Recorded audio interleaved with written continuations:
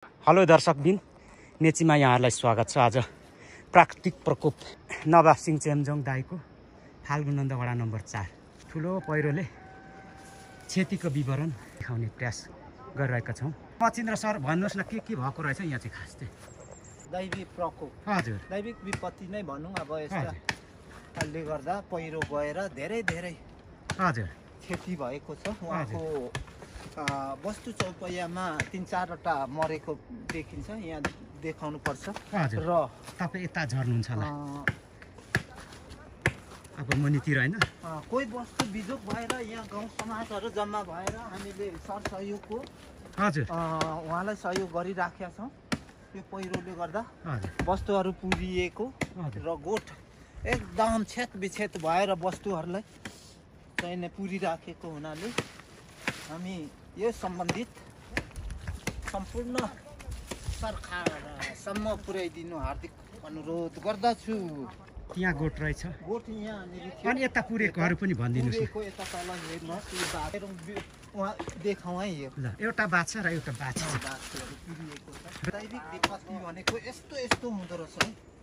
यस्तो पहिरोले एकदम अविरल वर्षा, आरी घोप्टे पानी परेको हुनाले अब यहाँ बाछी बिजोग भएर यहाँ निकाल्ने प्रयासमा छ। यहाँ भाटाहरू बिछाएर, बाँस बिछाएर पुलिसहरू आउँछ कि भने त होइन, यो त आउँछ नि, बोलाउनु नि।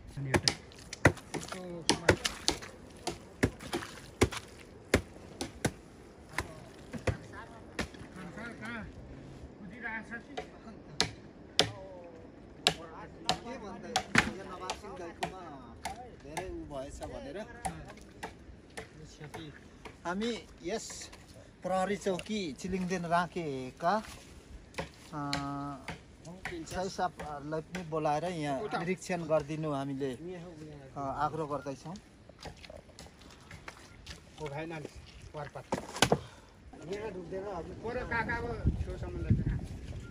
यहाँ गोठ थियो र यता हेर्न सक्नुहुन्छ बचेको गाईहरूको चाहिँ तल गोठ बनाइराख्नु भएको छ। पुरिएको छ,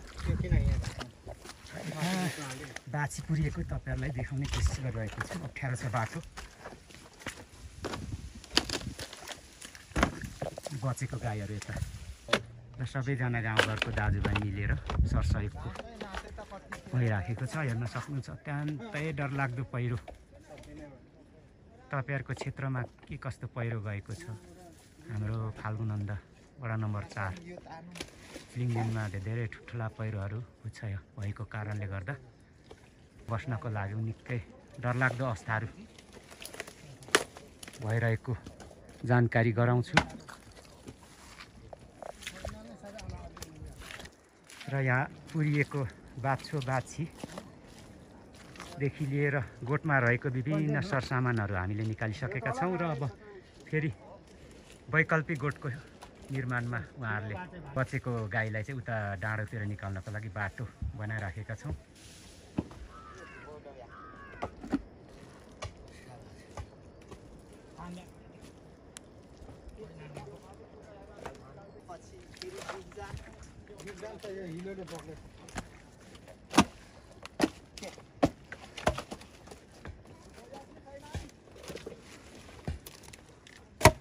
कति वर्षको नानी आएको आफूले तारेले हेर्नु आएको त गोठै नवाब सिंह दाई पनि केही भनिदिनुहोस् हौ। यो पहिरो बिछाएको हाम्रो नवाब सिंह दाजु हुनुहुन्छ, नमस्ते उहाँलाई।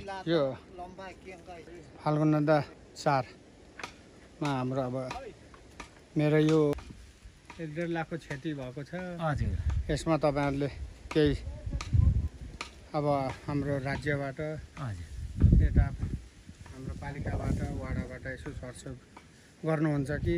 हजुर, लगभग एउटा गोरु एउटा गाई पुरेको छ, हजुर, 2टा चाहिँ घाइते भइरहेछ। हजुर, हजुर, यिनीहरूलाई हामी 2टालाई चाहिँ बचाउन सफल भएको छौँ। हजुर, यहाँहरूले यो कुरा सबै हजुर। र र विभिन्न सामानहरू निकालिसकेका छौँ। पनि हामीले झिक्न सफल आएका छौँ। हजुर, तिनीहरू चाहिँ अब काम नदिने भएको काम छ। नदिने। तिनीहरू आफ्नो आफ्नो ठाउँमा सुरक्षित आफ्नो बस्नु होला होइन, ठाउँमा सुरक्षित बस्नु होला। तपाईँले यस्तो यस्तो पहिरो सुरक्षित बस्नु होला। मेरो त भयो अब क्षति, तपाईँले यसो सरसहयोग गरिदिनु हुन अनुरोध गर्दछु। यहाँ सम्पूर्ण हाम्रो फाल्गुनन्दवासीलाई होइन। हजुर हजुर, तपाईँलाई धन्यवाद।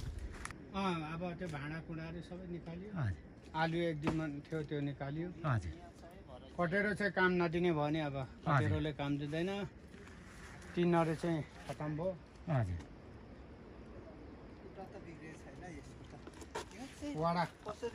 वडाले यसो सहयोग गर्छ हजुर भन्ने आशा छ। हजुर। अब बचेको गाईहरूलाई चाहिँ उता डाँडोतिर निकाल्नको लागि बाटो बनाइराखेका छौँ। यस्तो माता खुट्टा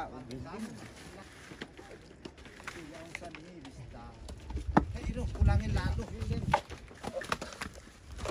यता माथि पछि गयो तलबाट चाहिँ उता एकछिन नताने यता हातमा किलोमा पर्छ थलेमा गयो बाँसमा जान्छ बाँसमा जान्छ।